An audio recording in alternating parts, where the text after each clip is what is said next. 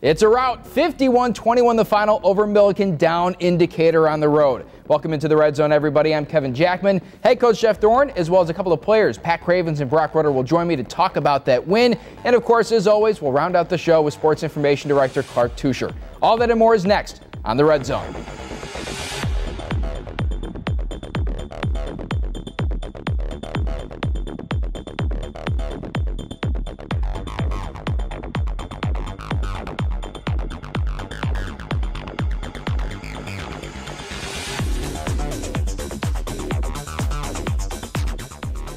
Presenting sponsor of the Red Zone is Athletico, the preferred provider of physical therapy and athletic training for North Central College.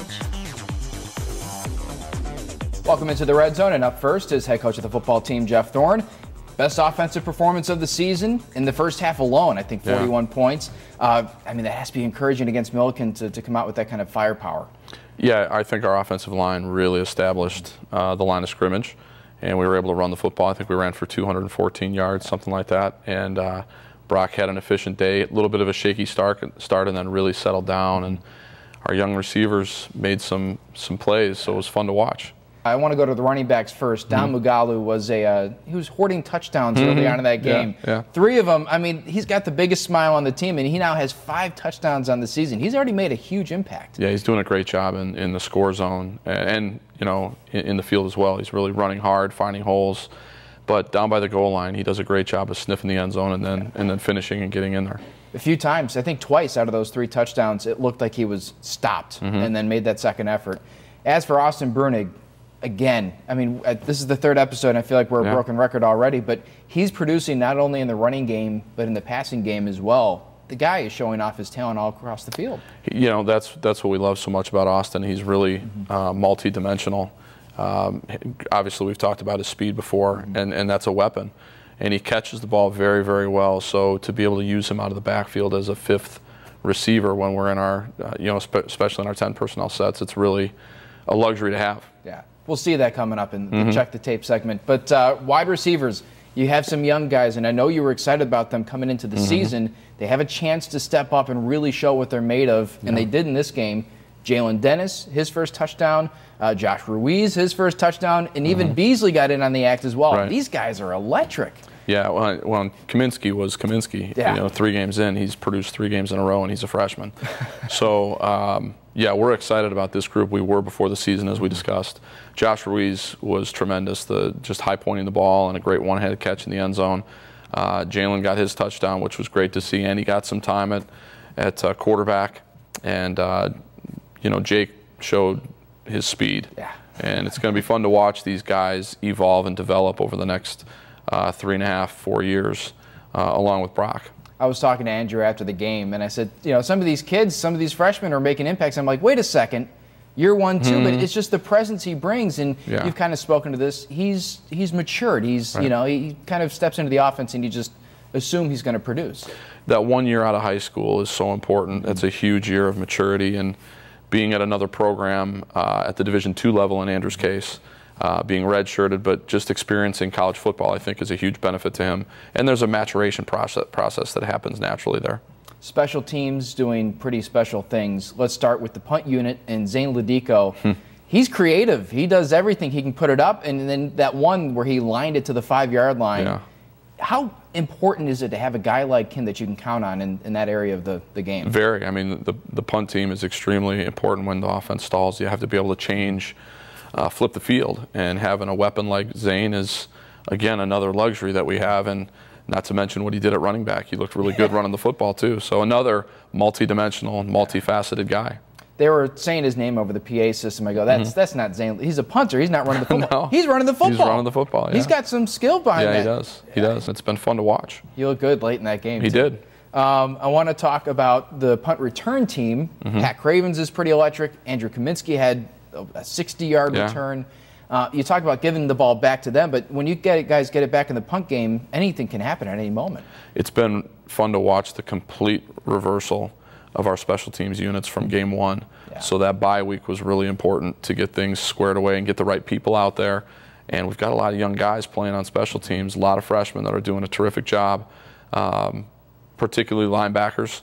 And when you've got Patty and Drew able to return the ball the way that you've seen, it's pretty exciting. That's where they make an impact, some of those young guys. Yep. Defensively, Josh Leonard with a special play. Just the awareness to not only bat the football, but collect it and get a touchdown.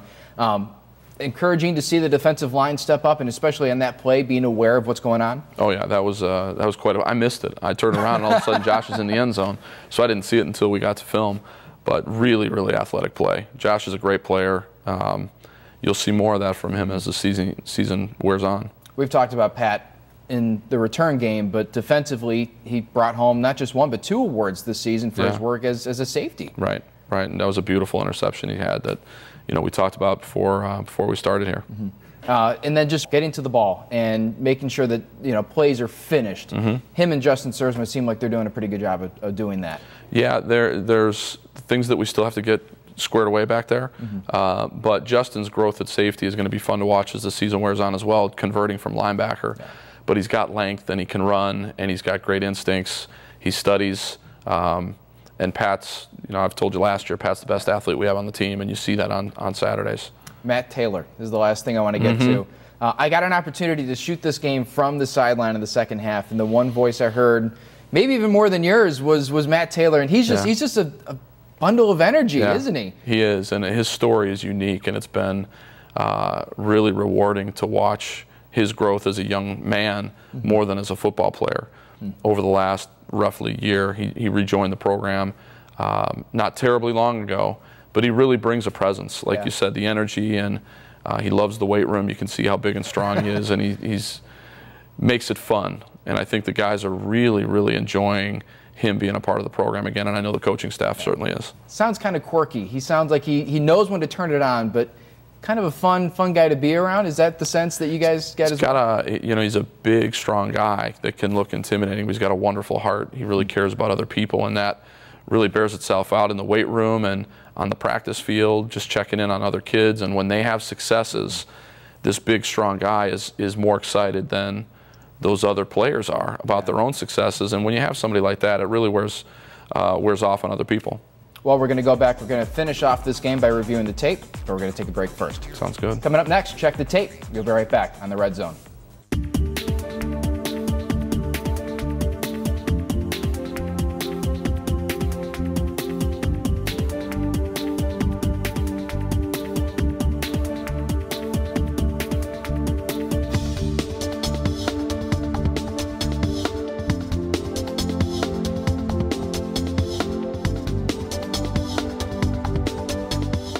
Welcome back to the Red Zone, and now it's time to check the tape.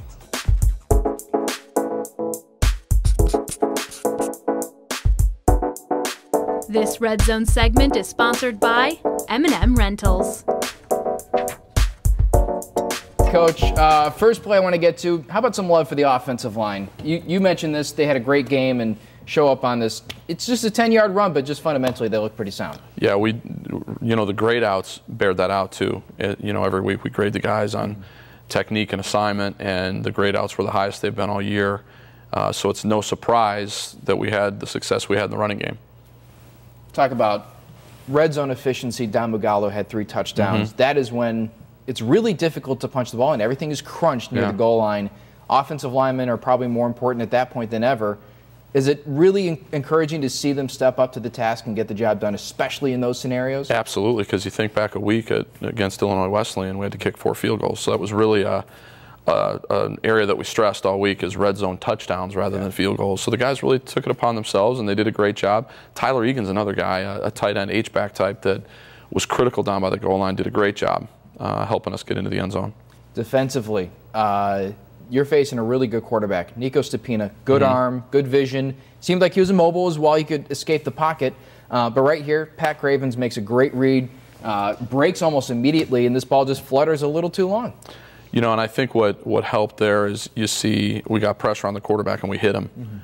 As he's throwing the ball, he's getting hit, and a big defensive lineman is landing on top of him. That really has an impact over the course of 4 quarters. That was actually one of the few times that we got good pressure and actually put him on his back, and the results in interception. That was a very athletic play by Pat too. Not taking anything away from him, but certainly it all works together.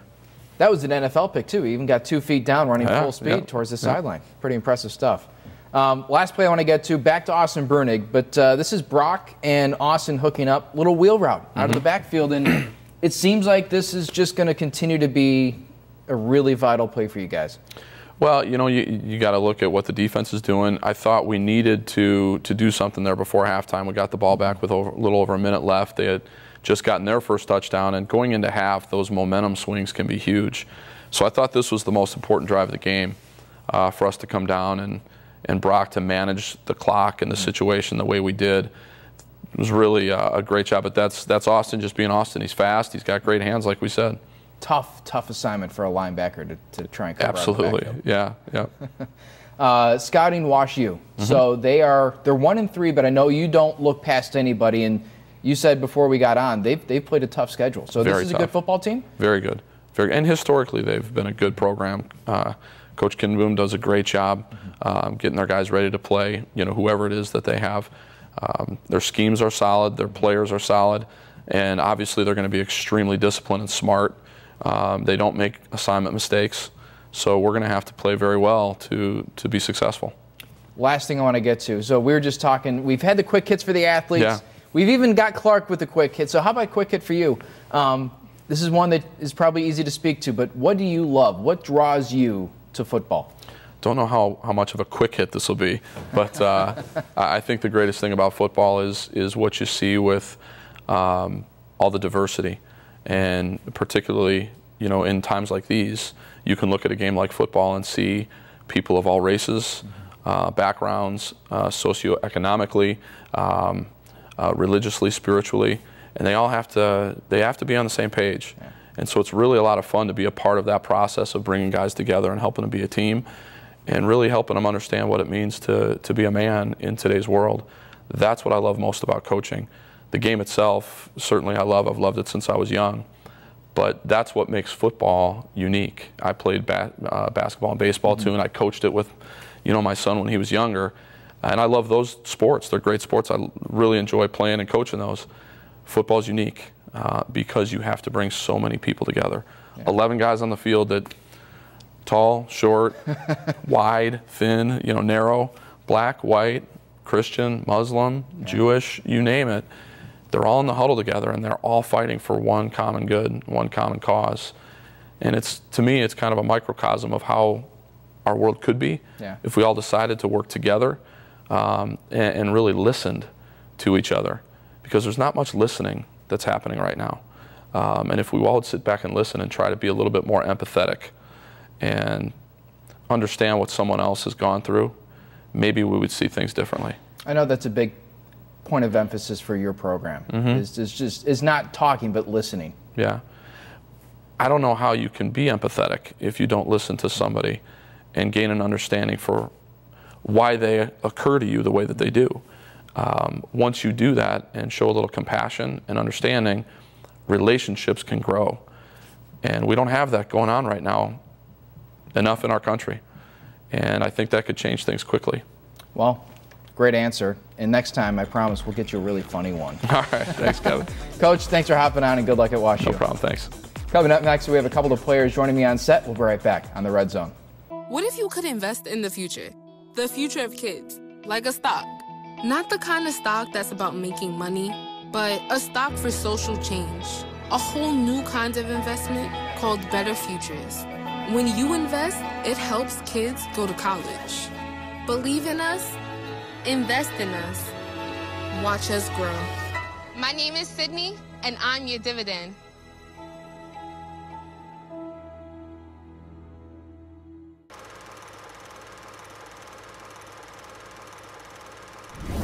It's time for the Red Zone's Play the Game. Just a freshman, receiver Josh Ruiz is already making acrobatic highlight reel grabs like this, the one-handed snag in the corner of the end zone.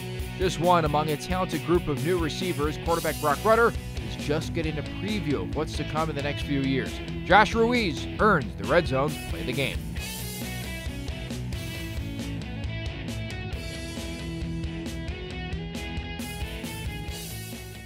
Welcome back. Pat Cravens, Broc Rutter here on set. And guys, big win against Millikin.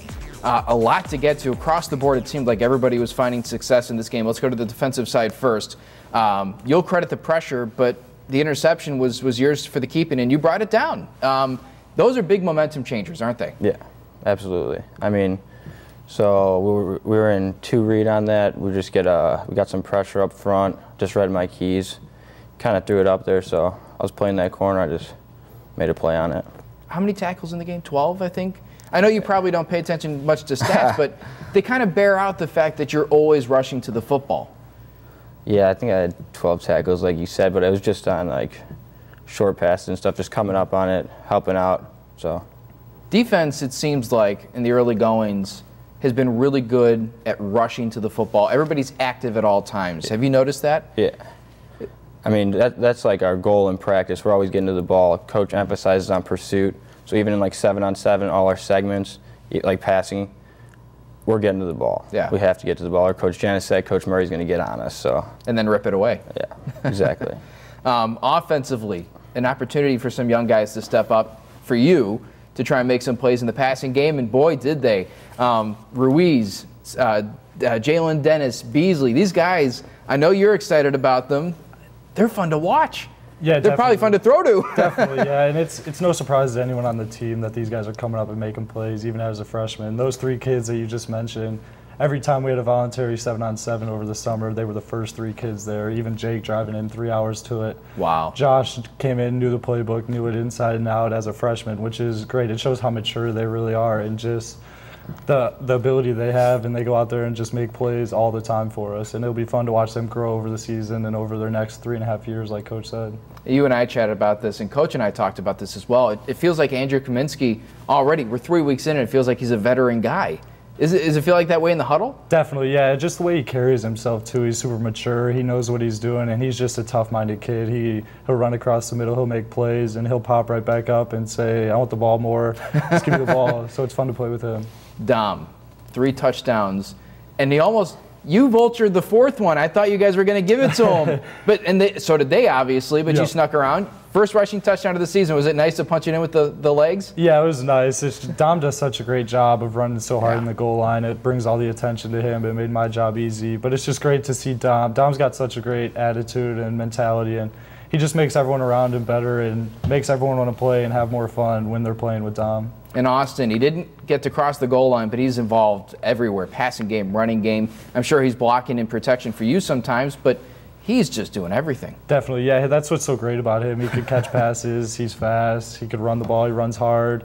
He can make people miss, and he just has so many different dimensions that defenses have to worry about that helps our offense tremendously. Pat, your new running mate. So last year, Kevin Nalewski was back in safety with you. Justin Sturzma, same tough-nosed, minded, get to the football kind of kid. What has it been like working with Justin? Oh, it's a lot of fun back there with Sturs. I mean, we're always having fun. And like Coach said, he just moved there, so he's going to figure it out more and progress over the season. It's going to be fun to watch him. So much speed, but also so much power, authority on the football field when it's you, Justin, Oakley is kind of the nickel guy, and then the 2 linebackers. It has to be a lot of fun knowing that you have so much different skill levels, skill attributes on the field at any given time, isn't it? Yeah. I mean, especially to go to the linebackers, DJ and Sora. Those 2 are fun to watch. They're always moving around. They know what they're doing. Sora knows everything. Is always making plays. I mean, across the board, we're set. We just got to figure some things out. I think we have the best D-line in the country when they're playing right. Corners, safeties, Oaks, so we'll be good. Let's talk about those corners because they're young guys. A couple of sophomores. And, I'm sure you guys have done a lot of teaching and making sure that they're in the right place at the right time and coverage-wise, but just their growth from week 1 and even in training camp to now. What have you seen? Huge growth out of all our corners. So we have Greenberg right now. He's making plays, he's figuring out everything, getting a better understanding of the defense. And now we have Zebo playing, 5th-year senior. Came out there last week, right, I believe? Yeah. Made some huge plays against Wesleyan, and then this week also played very well, so that's good to see. Growth is the thing that I've heard most from you guys. I'll go to Brock for this, but every position group, it sounds like, is playing well, but there's that next level to go to. Is it really fun to know that the ceiling, you haven't hit the ceiling 4 weeks in? Yeah, definitely. I mean, we're getting results, but not the results we want. And I think everyone understands that, which is so great. And everyone in practice comes out there wanting to get better, knows what they have to get better at. And the whole team collectively is just working together because we know how special we can be if it all clicks. And we just got to keep working and know that it's going to happen eventually. Offensive line. Those guys are coming together. A couple of sophomores on there. I'm sure you're loving the work they're doing. They're keeping you pretty clean, aren't they? Yeah, they're doing a great job. Coach Whalen's done a very good job of coming in and teaching them technique, and they all just come out and do their assignment. And they know there's still room to improve, but they are playing very well right now. And it's fun to watch because we got some seniors, we got freshmen, sophomore. So it's fun to watch them come together and still grow and learn from the senior leadership that they have with them. Awesome. Guys, you ready for the quick hits? Yeah. 3 questions. Yeah. Nothing to do with football. We'll go Broc first. Broc, your favorite. I know you're kind of a goofy guy, so I'm looking forward to this. Favorite cartoon as a kid? I would say SpongeBob, kind of basic, just because of his unique sense of humor. I like to try to be a loose, funny guy when the times call for it and just make people laugh and help them calm down. And that is the thing I've heard most about Broc is the fact that you crack jokes in the huddle and on the sideline. Sometimes when the guys are out there looking all nervous, you got to just come in there and give them a nice joke to relax. Some of them doesn't calm down so much. But. Pat, what about you? I'm going to stick with SpongeBob, but I'm going to go with Patrick. That's a show I watched most as a kid, so he's hysterical. Favorite character? Best part of the show by far. He's so funny. Yeah. He's always has no clue what's going on. He's a talking starfish. I mean, you can't get better than that. Yeah. Pat, we'll go to you for this one first. Best dressed teammate? Let's see. I guess we'll go with Oaks. I don't want to give him credit, but he's got pretty good style. So he's always trying to look good in weird situations that he doesn't need to, but whatever. So yeah, we'll go with good, tough love. Broc? I would have to probably say Dom Magalu. Going to high school with him, he's always trying to look good, press his girlfriend, and so it goes back a ways. It goes back, yeah. So I think he's probably got the most style on the team, I would say. All right, last question for you guys, and this is a fun one. In the sign of the apocalypse, who would you want at your side? We'll go to Broc for the first answer. I know Stirs is probably going to want me to pick him, but I'm gonna go with Matt Taylor. Yeah? Matt Taylor's entertaining, but he's also big. Big guy, entertaining, but he's got such a nice heart, good heart, that he would be looking out for me and he would do what it takes. Pat? I'm gonna take Stirs. Yeah. Yeah, he's got a good. He has to have a good shot. So. Yeah. He's an Army vet. He's got to know all the stuff. He could just carry me the whole time. Tell me what to do, and then we'll be all right. Guys, good luck at WashU, and thanks for stopping by. Thank you. Thank you. Coming up next, we'll go to the Cardinal Corner on the Red Zone.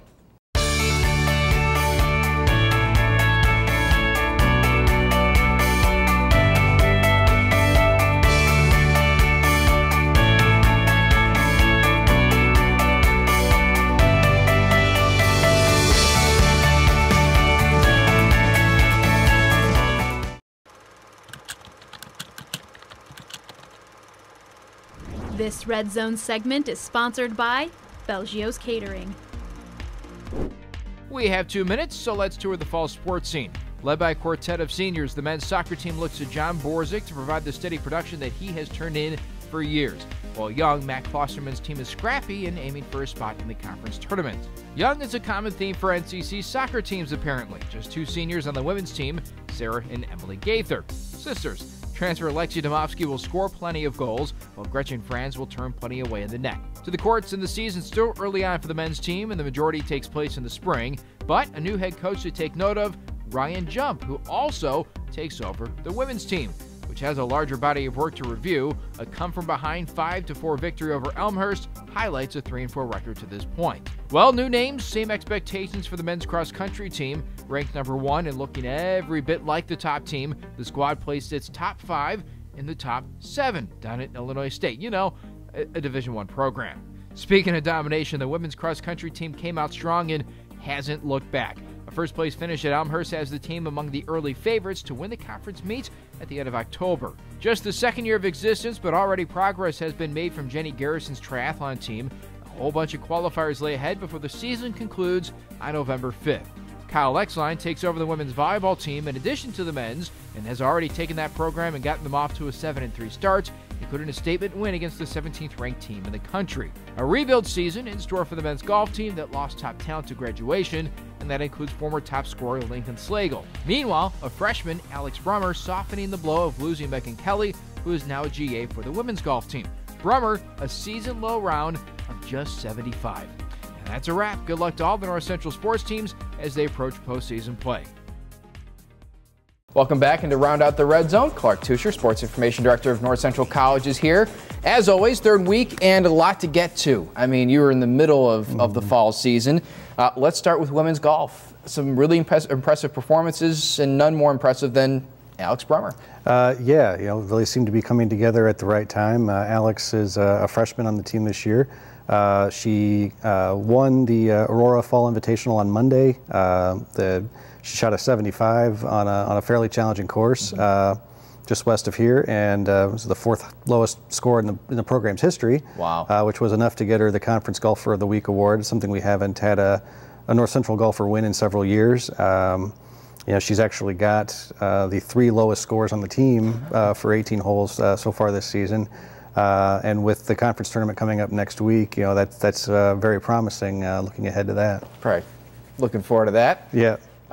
It's regardless of sport, just to see a freshman doing those types of things is going to be exciting. Well, yeah. I mean, it just tells you you come in, if you have high expectations for yourself and you put in the work. You don't necessarily have to wait behind people to start accomplishing things. So certainly for someone who's only been a college student for about 3 weeks now, certainly already making a mark on the program.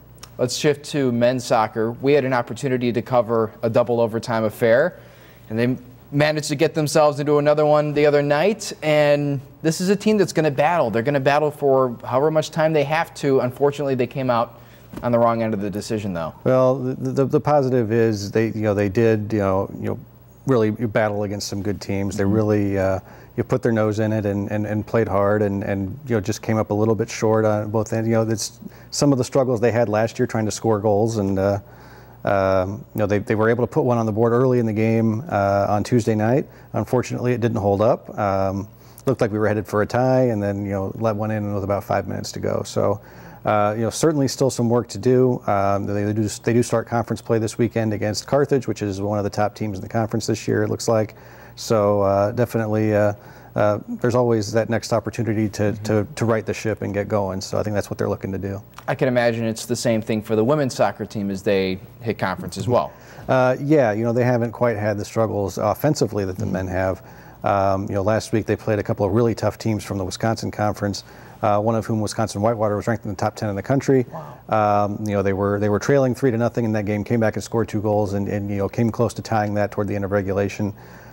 So, like we talked about last week, the second half they were having some trouble finishing off games, and then but if you put yourself in a hole in the beginning of the game, it doesn't really become very relevant those last few minutes. So. Definitely consistency in effort, consistency in execution with a young team, continuing to be the mantra of the coaching staff as they get ready for conference play as well. And how about a new setting for women's volleyball? Completely different environment. I think the spectators certainly appreciated it, being in an air-conditioned environment, which we don't have in Murner Fieldhouse. For the teams, it was probably pretty similar to some of the club tournaments and things that they've played in. There was no real adjustment to playing on the temporary court surface that they had in there. I think they probably enjoyed it. Came away with our team came away with a win over a nationally ranked program on Friday. Unfortunately, we're not able to duplicate that success on Saturday. But I think if we're going to do that on a regular basis going forward, there's some other details we're going to need to iron out. But for something we really literally threw together last week, I think it came off about as well as it could have. Nice. That's always encouraging. Last sport I want to get to is triathlon, and they were on the road at the Sci-Man Invitational, I think is how you say that. Yeah. Kind of sounds sci-fi. Yeah. But they performed pretty well. Yeah, it's hosted by Iowa State's club team, and they're the Cyclones, so that's where they went with that.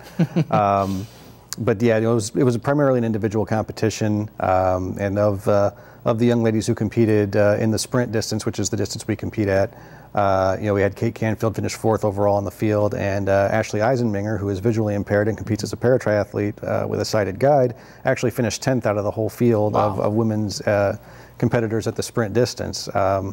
And very competitive with the top sighted athletes in the field. So certainly she's somebody that, while she can't compete in the qualifier events for the national championship, she's definitely got events for Paralympics, triathlon nationals type of things that she's preparing for. That we're definitely supporting her in her efforts to compete for those. So they definitely. They've got a big meet coming up this weekend. They're going out to the West Regional Qualifier in Berkeley, California, hosted by the University of California. So definitely a different, it's sort of like the meet we had here. There's going to be some more of the West Coast teams involved.